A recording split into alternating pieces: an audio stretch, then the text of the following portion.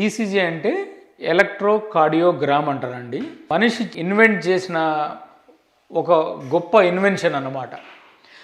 ఇంతవరకు కూడా హార్ట్లో మనకు వచ్చే జబ్బుల్లో చాలా జబ్బుల్లో మన మెడికల్ టెక్నాలజీ, మెడికల్ నాలెడ్జ్ కానీ, మన disease understanding capacity, analysing capacity ఒక లాస్ట్ ఒక 70-80 ఇయర్స్ నుంచి చాలా పెరిగింది డ్రామాటిక్గా. ఈ మెడికల్ టెక్నాలజీ కానీ, హార్ట్ రిలేటెడ్ టెక్నాలజీ కానీ, లేకపోతే మిగతా జబ్బులకు సంబంధించిన మన టెక్నాలజీ, మెడికల్ టెక్నాలజీ చాలా అడ్వాన్స్ అయింది. కానీ ఈసీజీ అనేది ఒక చిన్న పట్టి.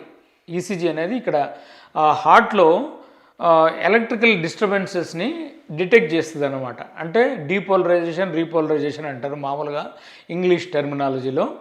ఈ డీపోలరైజేషన్ అంటే హార్ట్ కంట్రాక్ట్ అయినప్పుడు, అంటే హార్ట్ మజిలు పంప్ అయినప్పుడు డీపోలరైజేషన్ అంటారు, రిలాక్సేషన్ అప్పుడు రీపోలరైజేషన్ అంటారు.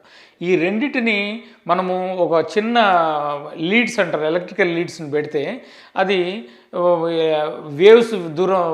వేవ్స్ ద్వారా మనకు ఒక పట్టి మీద రికార్డ్ చేస్తుంది అనమాట. సో దాన్ని ఎలక్ట్రోకార్డియోగ్రామ్ అంటారు. దీన్ని 18th సెంచరీలో ఇన్వెంట్ చేశారు. 18th సెంచరీ ఇన్వెంట్ చేసినాక దీనికి ఆ సైంటిస్ట్కి నోబెల్ అవార్డు కూడా ఇచ్చారు. ఈ ఈసీజీని మనము ఎంత సింపుల్గా చేయొచ్చు అంటే దానికి ఏం స్పెషల్ టెక్నాలజీ అవసరం లేదు, చిన్న మిషను. దాని ఖరీదు కూడా ఇప్పుడు చాలా తక్కువ ఉంటుంది.